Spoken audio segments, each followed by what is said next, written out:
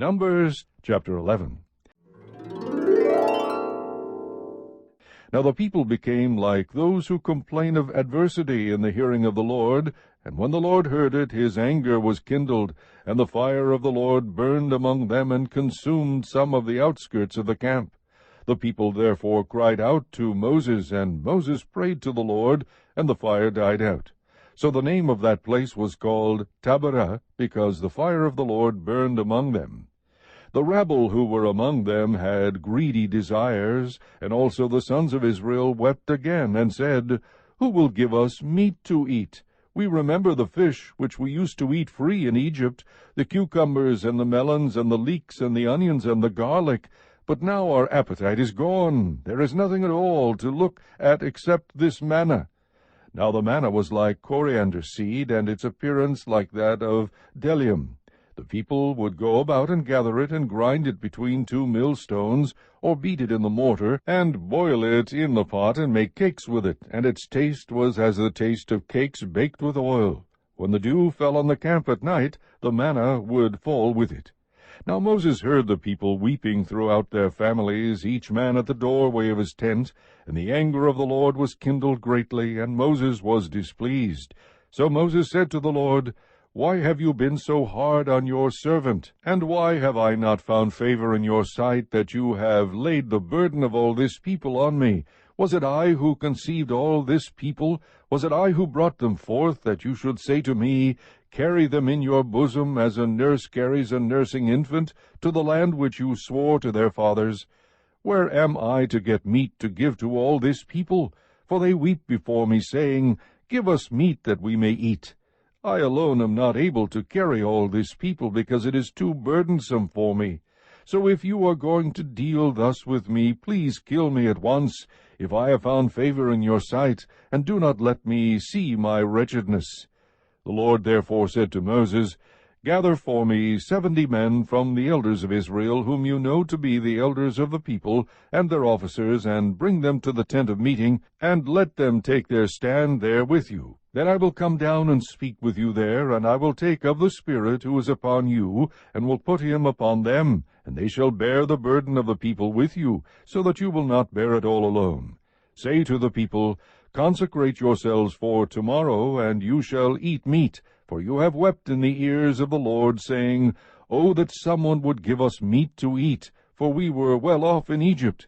Therefore the Lord will give you meat, and you shall eat. You shall eat not 1 day, nor 2 days, nor 5 days, nor 10 days, nor 20 days, but a whole month, until it comes out of your nostrils, and becomes loathsome to you, because you have rejected the Lord who is among you, and have wept before him, saying, Why did we ever leave Egypt?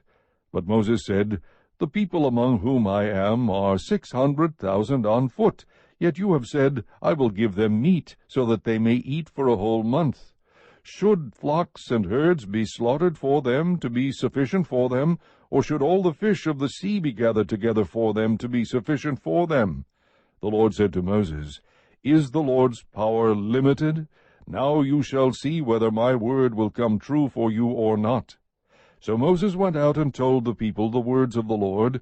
Also he gathered 70 men of the elders of the people, and stationed them around the tent. Then the Lord came down in the cloud, and spoke to him. And he took the Spirit who was upon him, and placed him upon the 70 elders. And when the Spirit rested upon them, they prophesied, but they did not do it again. But 2 men had remained in the camp. The name of one was Eldad, and the name of the other Medad. And the Spirit rested upon them. Now they were among those who had been registered, but had not gone out to the tent, and they prophesied in the camp. So a young man ran and told Moses, and said, Eldad and Medad are prophesying in the camp. Then Joshua the son of Nun, the attendant of Moses from his youth, said, Moses, my lord, restrain them. But Moses said to him, Are you jealous for my sake? Would that all the Lord's people were prophets, that the Lord would put his Spirit upon them. Then Moses returned to the camp, both he and the elders of Israel. Now there went forth a wind from the Lord, and it brought quail from the sea, and let them fall beside the camp, about a day's journey on this side, and a day's journey on the other side, all around the camp, and about 2 cubits deep on the surface of the ground. The people spent all day and all night and all the next day, and gathered the quail. He who gathered least gathered 10 homers, and they spread them out for themselves all around the camp. While the meat was still between their teeth, before it was chewed, the anger of the Lord was kindled against the people, and the Lord struck the people with a very severe plague. So the name of that place was called Kibroth Hattaavah, because there they buried the people who had been greedy. From Kibroth Hattaavah the people set out for Hazeroth, and they remained at Hazeroth. Chapter 12. Then Miriam and Aaron spoke against Moses because of the Cushite woman whom he had married, for he had married a Cushite woman. And they said, Has the Lord indeed spoken only through Moses? Has he not spoken through us as well? And the Lord heard it. Now the man Moses was very humble, more than any man who was on the face of the earth. Suddenly the Lord said to Moses and Aaron and to Miriam, You 3 come out to the tent of meeting. So the 3 of them came out. Then the Lord came down in a pillar of cloud, and stood at the doorway of the tent, and he called Aaron and Miriam. When they had both come forward, he said, Hear now my words. If there is a prophet among you, I, the Lord, shall make myself known to him in a vision. I shall speak with him in a dream. Not so with my servant Moses. He is faithful in all my household. With him I speak mouth to mouth, even openly, and not in dark sayings. And he beholds the form of the Lord. Why then were you not afraid to speak against my servant, against Moses? So the anger of the Lord burned against them, and he departed. But when the cloud had withdrawn from over the tent, behold, Miriam was leprous, as white as snow. As Aaron turned toward Miriam, behold, she was leprous.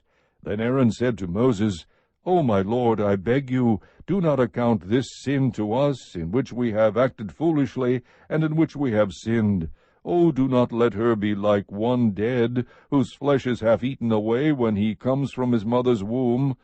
Moses cried out to the Lord, saying, O God, heal her, I pray. But the Lord said to Moses, If her father had but spit in her face, would she not bear her shame for 7 days? Let her be shut up for 7 days outside the camp, and afterward she may be received again. So Miriam was shut up outside the camp for 7 days, and the people did not move on until Miriam was received again. Afterward, however, the people moved on from Hazeroth and camped in the wilderness of Paran. Chapter 13. Then the Lord spoke to Moses, saying, Send out for yourself men, so that they may spy out the land of Canaan, which I am going to give to the sons of Israel. You shall send a man from each of their fathers' tribes, every one a leader among them. So Moses sent them from the wilderness of Paran at the command of the Lord, all of them men who were heads of the sons of Israel. These then were their names: from the tribe of Reuben, Shammua the son of Zakur; from the tribe of Simeon, Shaphat the son of Hori; from the tribe of Judah, Caleb the son of Jephunneh; from the tribe of Issachar, Igal the son of Joseph; from the tribe of Ephraim, Hoshea the son of Nun; from the tribe of Benjamin, Paltai the son of Raphu; from the tribe of Zebulun, Gadiel the son of Sodai; from the tribe of Joseph, from the tribe of Manasseh, Gadai the son of Susai; from the tribe of Dan, Amiel the son of Gamalai; from the tribe of Asher, Sethur the son of Michael; from the tribe of Naphtali, Nabai the son of Vophsai; from the tribe of Gad, Geuel the son of Makai. These are the names of the men whom Moses sent to spy out the land. But Moses called Hoshea the son of Nun Joshua. When Moses sent them to spy out the land of Canaan, he said to them, Go up there into the Negev, then go up into the hill country. See what the land is like, and whether the people who live in it are strong or weak, whether they are few or many. How is the land in which they live? Is it good or bad? And how are the cities in which they live? Are they like open camps, or with fortifications? How is the land? Is it fat or lean? Are there trees in it or not? Make an effort, then, to get some of the fruit of the land. Now the time was the time of the first ripe grapes. So they went up and spied out the land from the wilderness of Zin as far as Rehob, at Lebo Hamath. When they had gone up into the Negev, they came to Hebron, where Ahiman, Shishai, and Talmai, the descendants of Anak, were. Now Hebron was built 7 years before Zoan in Egypt. Then they came to the valley of Eshcol, and from there cut down a branch with a single cluster of grapes. And they carried it on a pole between 2 men, with some of the pomegranates and the figs. That place was called the valley of Eshcol, because of the cluster which the sons of Israel cut down from there. When they returned from spying out the land at the end of 40 days, they proceeded to come to Moses and Aaron, and to all the congregation of the sons of Israel in the wilderness of Paran at Kadesh. And they brought back word to them and to all the congregation, and showed them the fruit of the land. Thus they told him, and said, We went into the land where you sent us, and it certainly does flow with milk and honey, and this is its fruit. Nevertheless, the people who live in the land are strong, and the cities are fortified and very large, and moreover we saw the descendants of Anak there. Amalek is living in the land of the Negev, and the Hittites and the Jebusites and the Amorites are living in the hill country, and the Canaanites are living by the sea and by the side of the Jordan. Then Caleb quieted the people before Moses, and said, We should by all means go up and take possession of it, for we will surely overcome it. But the men who had gone up with him said, We are not able to go up against the people, for they are too strong for us. So they gave out to the sons of Israel a bad report of the land which they had spied out, saying, The land through which we have gone, in spying it out, is a land that devours its inhabitants, and all the people whom we saw in it are men of great size. There also we saw the Nephilim. The sons of Anak are part of the Nephilim. And we became like grasshoppers in our own sight, and so we were in their sight.